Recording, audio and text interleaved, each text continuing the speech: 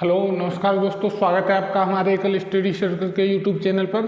आज हमने जो है ब्याज की क्लासेस दोनों कर ली, मतलब दोनों टाइप के ब्याज हमने निपटा लिए, चक्रवृद्धि ब्याज और साधारण ब्याज। आज नया टॉपिक शुरू करने वाले हैं जिसका नाम, जिसे हिंदी में हम अनुपात एवं समानुपात कहते हैं और इंग्लिश में कहते हैं रेशियो एंड प्रपोर्शन। क्या कहते हैं? Ratio and proportion.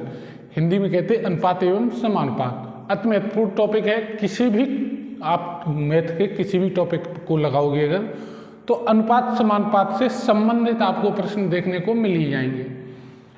बहुत महत्वपूर्ण है। अगर इसे तैयार कर लिया तो लगभग करके ऐसे समझ लीजिए कि इसका प्रश्न आपको हर टॉपिक में देखने को मिल ही जाता है, प्रत्यक्ष या अप्रत्यक्ष रूप से, जिसमें हमें अनुपात समानुपात की आवश्यकता पड़ती है। ठीक है, तो चलिए बिना वक्त गवाए हम प्रश्नों को शुरू करते हैं। पहला प्रश्न कह रहा है दो संख्याएं 7 और 9 के अनुपात में हैं। उससे पहले थोड़ा हम समझ लेते हैं अनुपात और समानुपात का मतलब। ठीक है, दो प्रकार के आपको साइन देखने को मिलेंगे जो नए होंगे। वो होंगे, एक तो होगा इस टाइप का, ये जो होता है वो होता है अनुपात का। किसका होता है? अनुपात का। ये किसका होता है? अनुपात का। और एक होता है इस टाइप का आपको मिलेगा, ये होता है समानुपात का। ये होता है किसका? समानुपात का। ये होता है अनुपात का, ये होता है समानुपात का। ये अगर हम इनडायरेक्टली रूप से देखें, अप्रत्यक्ष रूप से, तो ये भाग चिन्ह का काम करता है अनुपात में, ये करता है भाग चिन्ह का, या फिर ये अपॉन चिन्ह का, बट्टे जो लगाया जाता है उसके रूप में उसका काम करता है ये अनुपात का चिन्ह। और ये जो होता है ये करता है हमारा बराबर इक्वल के रूप में काम करता है। ये करता है इक्वल के रूप में, इक्वल के समान, और ये करता है भाग या फिर अपॉन बट्टे के लिए इसका उपयोग करते हैं और इसका करते हैं बराबर के लिए। दो साइन इसमें आपको नए देखने को मिलेंगे। तो ये होता है अनुपात का और ये होता है समानुपात का। जहां भी ये लगा मिले तो इसका मतलब ये होगा कि ये इसके जो दाएं बाएं संख्याएं होंगी वो आपस में बराबर होगी। जो भी जिस भी टाइप के आंकड़े होंगे वो कैसे होंगे? बराबर। और जहां ये आपको साइन देखने को मिलेगा, जैसे आपको संख्या मिलेगी 5:6, 5:6, तो इसका मतलब ये होगा कि 5/6, यानी ये जो है बट्टे का काम करेगा, या फिर इसे हम भाग भी कह सकते हैं, तो ये भाग का काम करेगा। और ये हमें ऐसे देखने को मिलेगा 3:5 समानुपात 4:6, 4:6, या फिर इधर कुछ और करना चाहो तो 6:10 हो जाएगा। क्या हो जाएगा? 6:10। तो यहाँ पे ये काम करेगा हमारा, ये हो जाएगा 3/5 बराबर 6/10। ये वाला जो है ना, ये भाग के रूप में काम करेगा और ये करेगा बराबर। किसके रूप में? बराबर के रूप में। ठीक है, चलिए तो बिना वक्त गवाए हम प्रश्नों को शुरू करते हैं और प्रश्नों के हिसाब से फिर चीजों को समझते हैं। ठीक है, तो पहला प्रश्न आपको बोर्ड पे नजर आ जाएगा। पहला प्रश्न है दो संख्याएं 7:9 के अनुपात में हैं। 7:9 के अनुपात में हैं। यह संख्याओं का योग 112 है, तो बड़ी संख्या बताइए। दो संख्याएं, एक तो फर्स्ट लिख दे रहे, एक को सेकंड। अनुपात उसने दिया है 7:9। इसका मतलब ये हुआ है कि अगर ये 7x होगी संख्या तो ये होगी 9x। अगर ये संख्या 7 है तो ये होगी 9। अगर ये संख्या 7x होगी तो ये होगी 9x। और इन दोनों का योग उसने दिया है, इन दोनों का योग दिया 112। किस किस का? 7x प्लस के 9x। इन दोनों का योग उसने कितना दिया? 112। तो इन्हें हम इधर जोड़ेंगे तो कितना हो जाएगा? ये 16x बराबर 112 दिया है। तो x बराबर कितना आ जाएगा? 112/16, यानी 16 सत्ते कितना होता है? 112। 16 छक्के 96, 16 सत्ते 12, 112। हाँ, तो x बराबर कितना जाएगा? 7। x का मान हमें 7 पता चल गया है। तो किसका पूछा उसने? तो बड़ी संख्या कौन सी होगी? बड़ी संख्या कौन सी होगी? 7x या 9x? बड़ी संख्या कौन सी होगी, 7x या 9x, 9x बड़ी होगी। तो 1x बराबर 7 है तो 9x बराबर कितना हो जाएगा, 9x बराबर हो जाएगा 63। कितना हो जाएगा 63। उसने बड़ी संख्या आपसे पूछी तो कितनी हो जाएगी 63। प्रश्न में आपसे वो पूछ सकता था छोटी संख्या, तो छोटी संख्या कितनी हो जाएगी 7 सत्ते 49।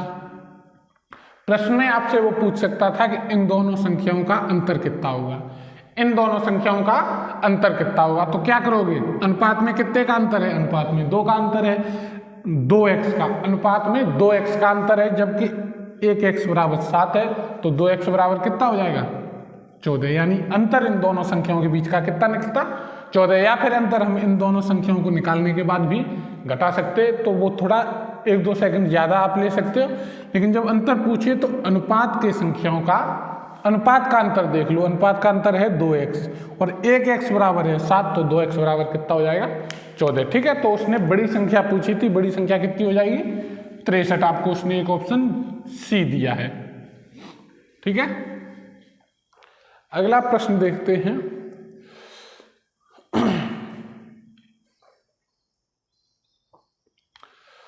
यदि ABC A अनुपात B अनुपात C बराबर 2:3:4 है, A अनुपात B अनुपात C बराबर 2:3:4 है, तो AB अनुपात BC अनुपात CA का मान बताइए। यहाँ से क्या होगा, उसने दिया है A अनुपात B अनुपात C बराबर कितना दिया है 2:3:4। यहाँ से हमें कुछ नहीं करना, यहाँ से हम A बराबर 2 मान लेते, B बराबर 3 मान लेते और C बराबर 4। यानी पहले वाले का अनुपात पहले वाले से, दूसरे वाले का दूसरे वाले से और तीसरे वाले का तीसरे वाले का हम मान लेते हैं। तो उसने क्या पूछा है A/B, क्या पूछा है A/B। तो A की वैल्यू कितनी है 2, तो 2, B की वैल्यू कितनी 3, तो A/B अनुपात B/C करना है, तो B कितना है 3 और C कितना है 4 अनुपात C/A हो जाएगा। C/A पूछ रहा है तो 4:2 हो जाएगा। क्या हो जाएगा 4:2। इस टाइप का अनुपात बन गया। अनुपात की एक विशेषता ये होती है कि अनुपात कभी भी आपको बट्टे के रूप में नहीं मिलेगा। अनुपात बट्टे के रूप में क्यों नहीं मिलेगा, क्योंकि इसका मान भी ये जो काम करता है ये अनुपात का ही काम करता है और ये भी अनुपात का काम करता है। 2 अनुपात एक संख्या के बीच नहीं रह सकते हैं। तो ये हमें बट्टे से हटाने के लिए क्या कर सकते हैं, यानी नीचे से 3 हट जाए, नीचे से 4 हट जाए और नीचे से 2 हट जाए। इसके लिए हम क्या कर सकते हैं, क्या कर सकते हैं, नीचे की संख्याओं का ले लो एलसीएम, नीचे की संख्याओं का ले लो एलसीएम और अंश में गुणा कर दो एलसीएम लेके। नीचे की संख्याओं का एलसीएम कितना हो जाएगा 3, 4 2 का एलसीएम कितना होगा 12 हो जाएगा। कितना 12 का हम अंश में हर जगह गुणा कर देते हैं। हरों का एलसीएम लेके अंश में हम कर देते हैं गुणा। तो 3 चौके 12, 4 3 12 और 2 छक्के 12। क्या बन गया मेरा 4 दूनी 8 अनुपात 3 त्रिके 9 अनुपात 4 छंगे 24। क्या बन गया 8 9 24, 8:9:24। तो उसने आपको एक ऑप्शन दिया है सी। क्या हो जाएगा 8:9:24। ठीक है, कुछ नहीं करना है, हमने A का वैल्यू 2 मान ली, B की मान ली 3, C की मान ली 4। यानी जो पहला जो ज्ञात वैल्यू है उससे हमने 2 मान लिया, दूसरी है उसे हमने 3, क्रम के अनुसार पहली का पहली से, दूसरे का दूसरी से और तीसरे का तीसरे से मान हमने बराबर मान लिया। फिर उसने कहा था A/B, B/C, C/A लिख लिया। तो अनुपात हमें बट्टे के रूप में नहीं लिखना होता है।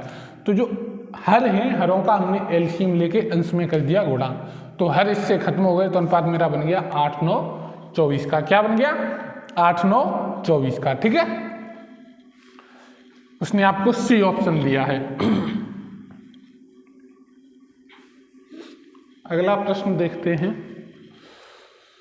एक संख्या का 40% एक अन्य संख्या के 3/4 के समान है। एक संख्या का 40% दूसरी संख्या के 3/4 के समान है। यदि पहली संख्या और दूसरी संख्या के बीच क्रम से अनुपात पूछ रहा है। पहली संख्या और दूसरी संख्या के बीच क्रम से अनुपात समझना है। 2 संख्याएं, एक ये रही और एक ये। उसने कहा है कि पहली एक संख्या का 40%, यानी इसका हम 40% निकाल लेते हैं। जैसे ये संख्या है x, तो इसका 40% कितना हो जाएगा, इतना ही तो हो जाएगा। x का 40% ये हो जाएगा। दूसरी संख्या के 3/4 के समान है, दूसरी संख्या के 3/4 के समान है। तो जैसे ये संख्या 22 हो तो इसके किसके समान है, 3/4। इसी के तो बराबर ये दोनों वैल्यू उसने बराबर दी है। अब इसे हम काटेंगे, 20 दूनी 40, 20 पंजे 100, और इसमें कुछ काट सकते हैं। क्या बचा है, 2x/5 बराबर 3y/4। क्रॉस मल्टीप्लाई कर देते हैं। क्रॉस मल्टीप्लाई करेंगे तो हो जाएगा 8x बराबर 15y, 8x बराबर 15y। या फिर 8 को इधर लेके आएंगे तो भाग लग जाएगा, और 15 को इधर लेके आएंगे तो x में भाग लग जाएगा, यानी x/15 बराबर y/8। x/15 बराबर y/8। जो बट्टे में संख्या होती है, जो बट्टे में संख्या होती है, वो उसी संख्या का अनुपात दर्शाती है। x के बट्टे में कितना है, 15, तो अनुपात के रूप में x की वैल्यू 15 हो जाएगी। y के बट्टे में कितना है, 8, तो y के अनुपात के रूप में वैल्यू 8 हो जाएगी, यानी 15:8 क्या हो जाएगा, 15:8। ये हमारा आंसर हो जाएगा। या फिर क्या कर सकते हैं, इसे ना लिख करके आप यहाँ पे जो गुणांक होते हैं, जैसे x का गुणांक कितना है 8, y का गुणांक 15 है, तो y का अनुपात 8 हो जाएगा और x का अनुपात y हो जाएगा। जो गुणांक होते हैं वो एक दूसरे के विपरीत अनुपात होते हैं, ठीक है। तो y का अनुपात 8 हो जाएगा और x का अनुपात 15 हो जाएगा, ठीक है। चलिए आगे देखते हैं। अगला प्रश्न है मेरा, उसने आपको 15:8 अनुपात आ रहा है, तो एक ऑप्शन बी आपको दिया है उसने, ठीक है। एक स्कूल में विद्यार्थियों की कुल संख्या 1224 है। स्कूल में लड़कियों की संख्या 600, स्कूल में लड़कों की कुल संख्या का लड़कियों की कुल संख्या से अनुपात क्या होगा। टोटल बच्चे हैं 1224, कितने हैं 1224, जिसमें से लड़कियां कितनी हैं, लड़की उसने दी हैं 600, कितनी दी हैं 600, तो लड़के कितने बचे, फिर लड़के बचे मेरे 624। तो उसने क्या पूछा है, स्कूल में लड़कों की कुल संख्या और लड़कियों की कुल संख्या का अनुपात, यानी लड़कों की, लड़का और लड़की, इनका अनुपात उसने पूछा है। तो 624 ये है और ये कितने 600। इसे हम अनुपात बना लेंगे, तो कैसे बनाएंगे इसे, पहले हम इसे 24 से काट ले रहे, 24 से कट जाएगा, 24 दूनी 48, 24 पंजे, हाँ 24 दूनी 48 बचा 2, सॉरी 12, 24 पंजे 120, और इसे काटेंगे 24 दूनी 48, यहाँ पे कितना बचा, यहाँ पे बचा मेरा 14, तो 144 हो गया। 24 छक्के 144 होता है, तो 26:25 क्या बन गया, लड़का का अनुपात लड़की के साथ क्या होगा, 26:25। लड़कों की संख्या 624 है, लड़कियों की 600 है। तो क्या करते हैं, कोशिश करते हैं कि इन दोनों का मासा जो होता है, इन दोनों का मासा का मतलब ये हुआ है कि ऐसी एक संख्या जो 624 को भी काट दे और 600 को भी काट दे, तो वो लासा इसका हो जाएगा 24। 24 से इन दोनों को हमने काट दिया, या फिर इनका हम लघुत्तम रूप, सॉरी छोटे से छोटा रूप लिखते हैं, छोटे सा छोटा रूप लिखते हैं, तो इसका छोटा से छोटा रूप 26 हो जाएगा और इसका 25, वही हमारा अनुपात हो जाएगा। जब तक हम काट सकते हैं तब तक काट देते हैं, क्यों, क्योंकि इसे हम ऐसे ही तो लिखेंगे 624/600, तब इसका मतलब भाग ही तो हुआ, तो इसे जितने छोटे से छोटे रूप में लिख सकते हो उतना लिख देते, नहीं जहाँ पे नहीं लिख सकते, अब ये दोनों सहअभाज्य संख्या बन गई, तो इन्हें हम नहीं काट सकते, तो यही हमारा क्या बन जाएगा, ये बन जाएगा हमारा अनुपात 26:25 का, ठीक है। अगला प्रश्न देखते हैं। अगला प्रश्न उसने दिया है,